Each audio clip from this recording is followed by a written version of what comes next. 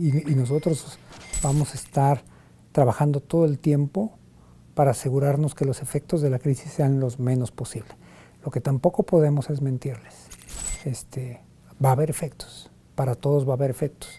Y hay 1 millón de personas que perdieron su empleo y lo que tenemos que asegurarnos es que tratemos de recuperarnos lo más pronto posible y que en el proceso donde estamos viviendo la pandemia haya el menor impacto social y de salud para las personas.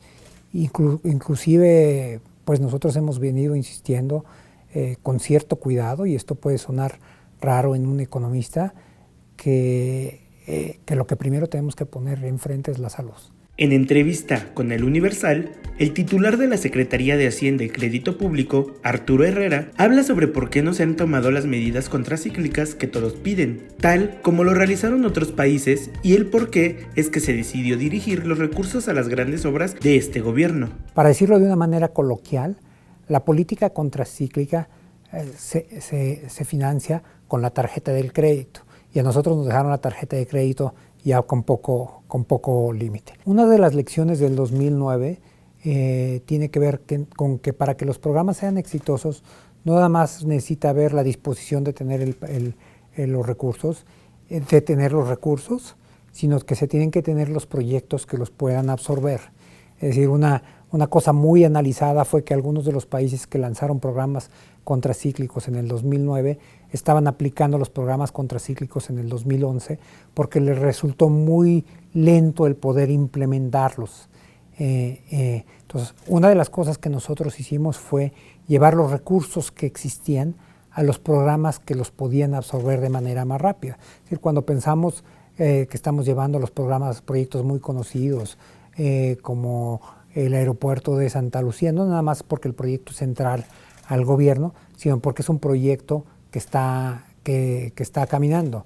Si uno piensa, por ejemplo, en un proyecto como el Tren Maya, que está lanzándose esta semana puede empezar a recibir recursos y empezar a generar empleos, a contratar a trabajadores, empresas de la construcción, empresas que producen cemento, etcétera. Si la crisis, en lugar de habernos llegado ahora, nos hubiera llegado hace 9 meses, el Tren Maya no hubiera tenido esta virtud. Aunque la apertura ya ha comenzado, el secretario es mesurado y explica que no será tan fácil que la economía pueda regresar a como se encontraba antes del inicio del confinamiento. Hay un incremento muy importante en la actividad económica, pero no es un regreso a los niveles de actividad económica que había en febrero y marzo. Es decir, el brinco es muy importante, pero no nos lleva a lo que teníamos antes, de tal forma que el cierre de la economía fue muchísimo más abrupto y el crecimiento va a ser a tasas fuertes, pero va a ser a tasas menores que las del cierre. Por eso hablábamos de una especie de V asimétrica o de una forma como de una palomita o como del signo de unos tenis muy conocidos, porque la tasa de crecimiento de reactivación de la economía va a ser constante, pero menor a la del cierre.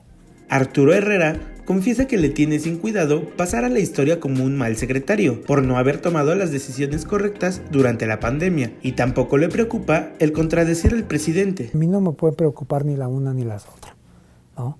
Yo tengo que tomar de manera muy responsable las decisiones que ayuden al país.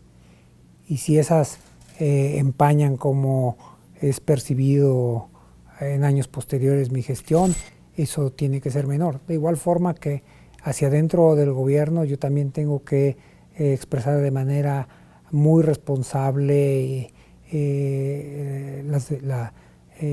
mi opinión y ejercer la responsabilidad que tiene Hacienda. Yo no sé si en alguna otra coyuntura podría ser distinta. Esta es una coyuntura tan seria en la cual no nos podemos permitir ese lujo, ¿no?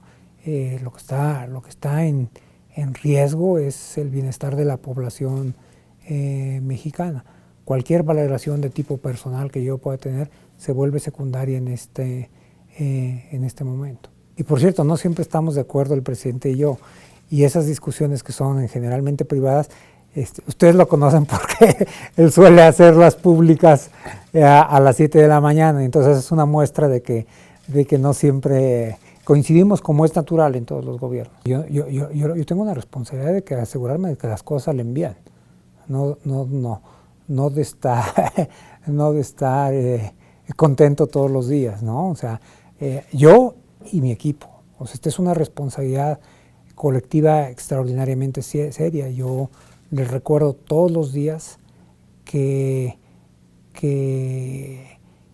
las decisiones que nosotros tomemos van a tener un impacto en la economía, en las empresas, en las familias, en si las personas tienen empleados, en si tienen un entorno adecuado para desarrollarse, etcétera. Eso es, difícilmente podríamos tener una responsabilidad más grave. Es probablemente la responsabilidad más seria profesional que yo y mi equipo tendremos, y es algo que tomamos con mucha seriedad, pero también entendemos que es un privilegio enorme el poder estar al frente de las finanzas en un momento como este. Para finalizar, Herrera reconoce que la crisis del gran confinamiento que se vive en nuestro país y el mundo se ha convertido en el desafío más grande de su carrera. Basta señalar cómo las distintas agencias, analistas o los organismos internacionales han venido reiterando desde hace algunas semanas que esta es la peor crisis desde 1933, desde la crisis del 29, desde la Gran Depresión.